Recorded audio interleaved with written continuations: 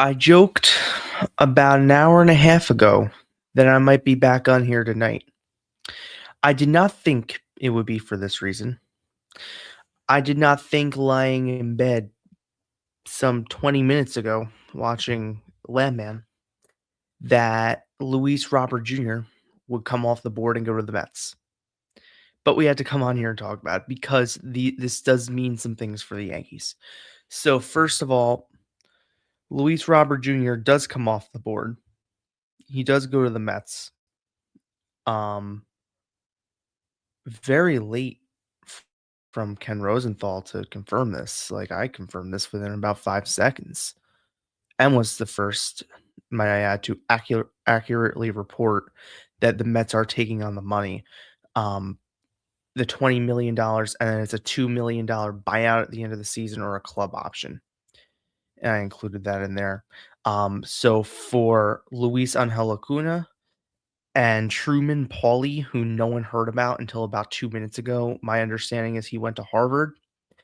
They will go to the Chicago White Sox in exchange for Luis Robert Jr. It's a 1-year, $20 million contract. Essentially, it's cheaper than Trent Grisham. And for the Mets, a team that, needed some help in the outfield. Now look, they were seemingly comfortable going with Tyrone Taylor and Carson Bench as their 2 outfielders, left fielder and center field. They were looking for improvements in one of the positions and going with Carson Bench in the other. So they pull the trigger on a trade tonight. What's that mean for the Yankees, you might ask? That's the second half of this title. That probably means Cody Bellinger is close to a deal. My assumptions with the Yankees. Because right now, the Yankees were the only other team that were known to have definitive interest. Going back to the Heyman tweet from earlier that we spoke about a couple hours ago. The only and yeah, there's Cuddy. This takes them out of the sweepstakes. Bellinger's market remains unclear outside the Yankees, though literally any team can come out of nowhere, like Mets and Bichette. I mean, Bregman Cubs wasn't a surprise. We all kind of knew that.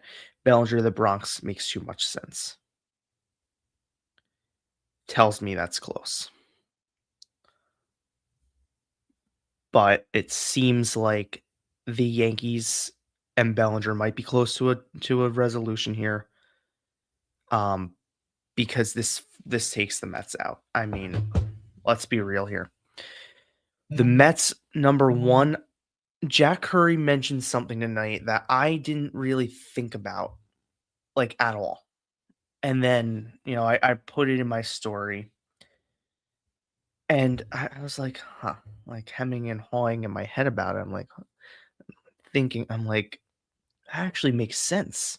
And Jack forgot part of the equation that someone just brought up to me in a message. The Mets or the Dodgers or the Blue, well, more so the Mets in this equation, but Jack bringing up the Dodgers and the Blue Jays for wow, Frank the Tank is actually happy with this, it seems. Um it seems that it's an overpay by the Mets. What was I gonna say?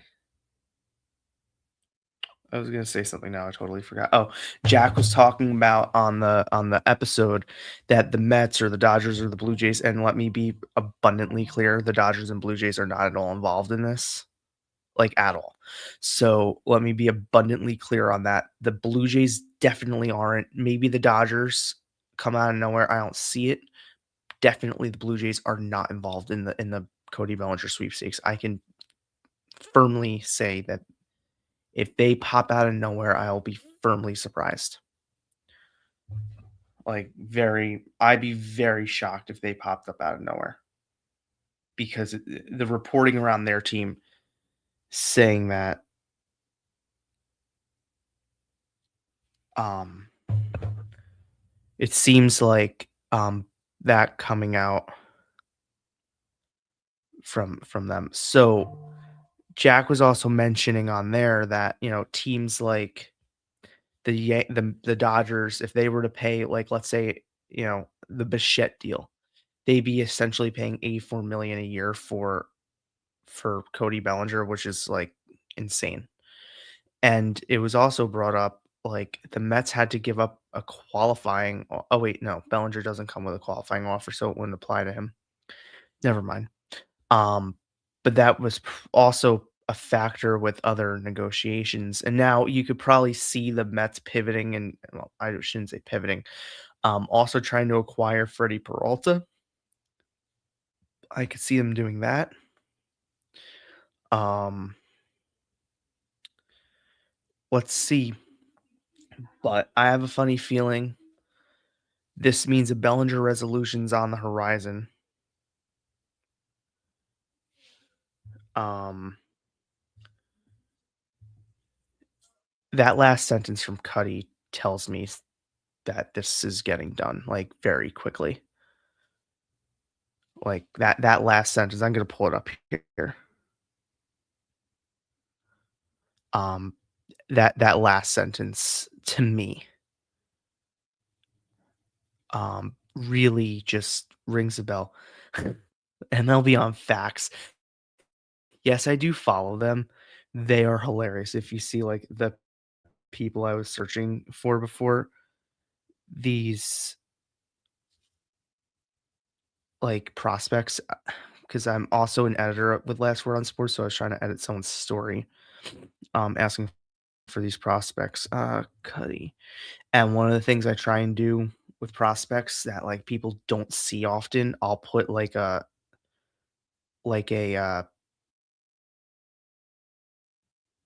tweet in there of, like, maybe a video.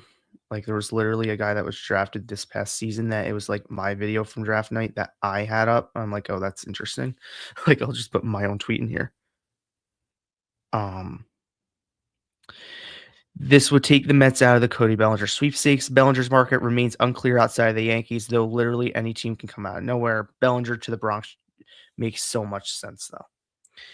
Cuddy has been on this the entire offseason. He's been really, really good with his reporting in terms of this. He's been so on it. So I have a funny feeling, this took a little bit of time after the deal was kind of out there. I have a funny feeling that this has some sourcing behind it. And if you're Brian Cashman, and if you're Hal Steinbrenner, and if you're anyone in the Yankee front office, they're dancing. The second Brian Cashman on his burner account got breaking from passing, he was dancing around his office today. The second, or his home, or wherever he is. You know why? Because his chances of landing the player that he's desired the whole offseason just went up. And if Bellinger was going to come to a decision within a week, you just took a team out of the equation most likely. Now Cohen got unlimited money, but it doesn't have stupid money. And Cohen's very smart. And the Yankees wanted him on the Mets wanted him on pretty much what they just gave Luis Robert Jr. Because think of it, they're paying with the luxury tax 1 year, 40 million for Luis Robert Jr., and there's an option or a 2 million buyout. And I don't know if the buyout counts towards the luxury tax, but you're paying 1 year, 40 million for him. That's a lot of money. And they don't have a starting rotation. Someone was like, they have one of the deepest lineups in the National League. Number one, I don't see it. Number two, they don't have starting pitching right now. They have Nolan McLean, and I don't know who after it. Sprout and Tong, I guess, are there, but they might start in AAA. Um, Senga's still there. Maybe they'll bank on Manaya being healthy. And the bullpen's a shit show. Devin Williams, I mean, we all know the Devin Williams experience. The Mets fans who are in here who are like, "Well, you're a Yankee fan." No, no, no. I'm not being a Yankee fan or a Yankee person because I'll let you in on something. The original thing coming into this year with Last Word on Sports was I might have been covering both. It's since evolved a little bit with my new role, but I was preparing to cover both and be, irrational towards either one because you guys know, and I don't hide it, I criticize the Yankees if they screw up, and I praise them if they do something good. Same about the Mets. I'll do the same with the Mets. Their pitching is in shambles. Their pitching sucks. S let me pull up their Fangraphs depth chart here with the pitching. The problem with me with their pitching is they need starters, and they need very good ones at that, because the bullpen is weak. That's what the Yankees have been trying to do this offseason. Little secret here. The Yankees have been trying their best this offseason to make sure they have guys who can go between the starting rotation.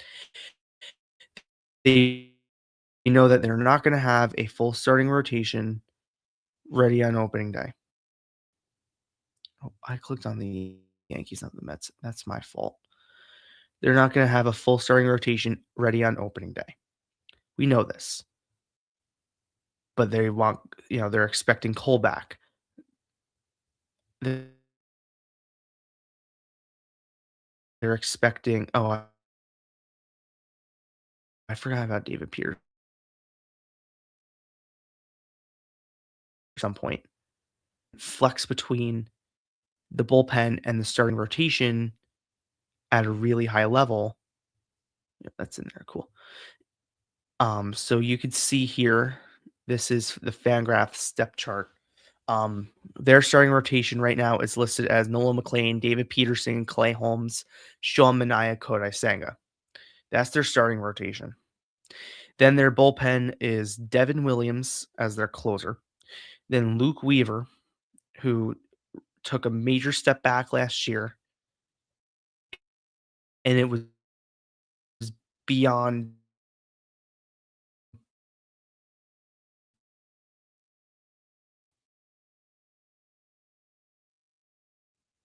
bad. Brooks Raley, who wasn't good last year. Albert Brazaban, who spent most of last year in AAA. Dickie Lovelady, Frank the Tank's favorite person, and Cooper Criswell.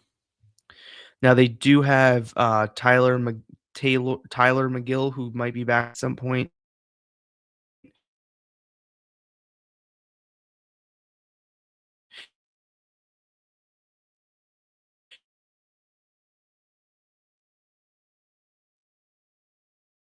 In the bull, looking at Warren, who are probably more likely,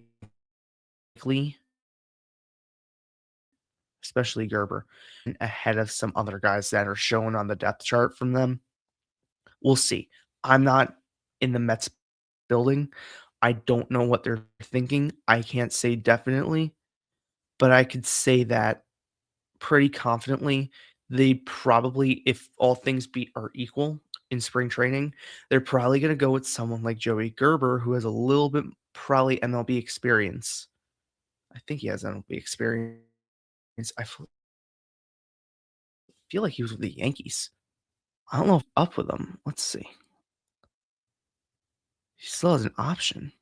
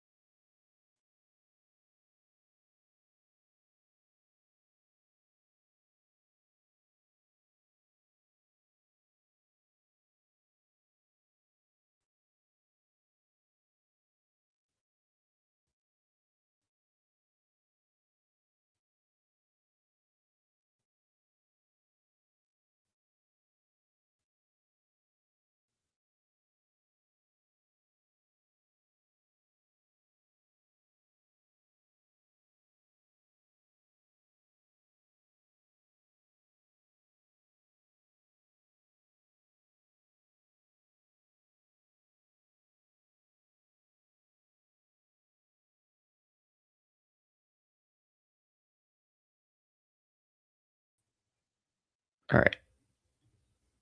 Sorry for the technical difficulties.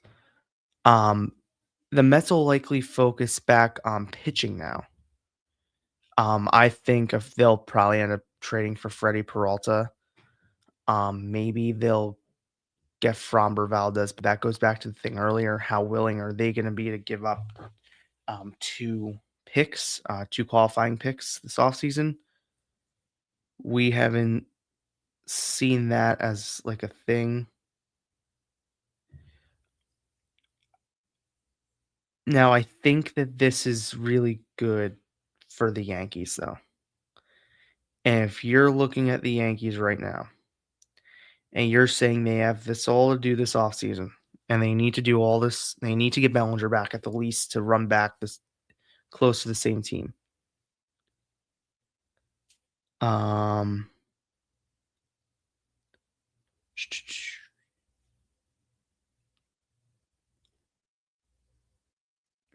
yeah, 42 million for Robert. I was wrong. I said 40, it's 42. But someone did say it. Um, and some Mets fans are pissed because it's 42 million for him. This takes them out of the Bellinger sweepstakes. Um,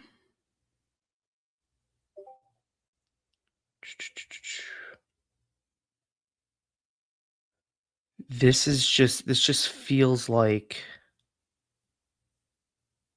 the Yankees. If it feels like it's lining up in the Yankees direction because it feels like um the trade's already announced, it's done. The Mets have already announced the trade. And the White Sox too. 15 minutes ago they announced the trade. Wow. My phone automatically goes on silent. The Mets have not sent a press release out, even though Apple Mail is like snail mail. The Mets have been slow with that the past 2 days.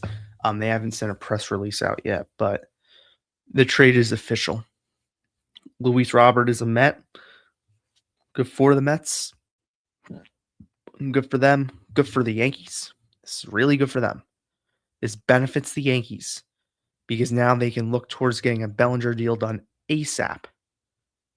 Like I want tomorrow morning to be like, when do I actually have time tomorrow? Let's see what time I want this. Let's see. We can pull the trigger on this anytime after 11:05. Anytime after 11, most likely. It's syllabus day. After 11, I want to see breaking outfielder Cody Bellinger and the New York Yankees are in agreement on a 5-year, $160 million contract, source tell ESPN. Or I want to get a text of it's done at the offer that's on the table because I think it will get done now. I was a little bit confident when Jack was speaking tonight because he felt like he was giving like debunking some theories. Like he debunked a theory like with like, well, they might not want to do this with AAV, and it's like, okay, that's actually a smart thing. Like the Mets probably don't want to pay all that money in tax. That's a smart idea. The Dodgers don't care, and the Blue Jays, I mean, unless they're offering 7 years, that's the only way you go there. And at that point, take them for 7 years because it's going to be a Santander situation for them. It'd be a horrible deal. Have them. The Yankees to me are now in the best spot they've been to get Bellinger back because now Scott Boras can't really use the Mets or John Heyman, whoever, can't really use the Mets as the stalking horse because others have already been like, yeah, this probably takes them out. So the Mets are no longer really the stalking horse for Bellinger. The other two teams that are unnamed, one of them you can assume is the Giants, and they're not top of the Yankees offer. And he'd be a moron to go to that ballpark. The other maybe the Diamondbacks, and that's another wide ballpark. Same with the Mariners, that's another wide ballpark. So pretty much, the Phillies are pretty out of it. Seems like all the reporting around the Blue Jays indicates they're out of it. It's the Yankees, bro. It's the Yankees. And we will see. What I can confidently say is my indication, my inkling is that this trade got pushed across the table with the understanding that Bellinger's coming off the market soon and the Mets are probably not the team. Or else I think they hold out on this trade. Another theory that was floated around was the Mets did not want to wait and knew that they're probably not going to go after Bellinger because they want the years and they didn't want Bellinger to walk.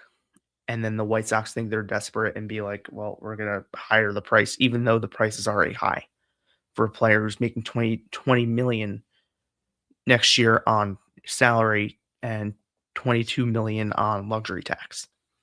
I'm going to end it there because it's midnight and I have to be up for class tomorrow. Mets get Luis Robert Jr. Yankees have a clear path to Bellinger. I'll be on here if the Yankees make a move tomorrow. Thank you very much. Have a good night. Go Yankees.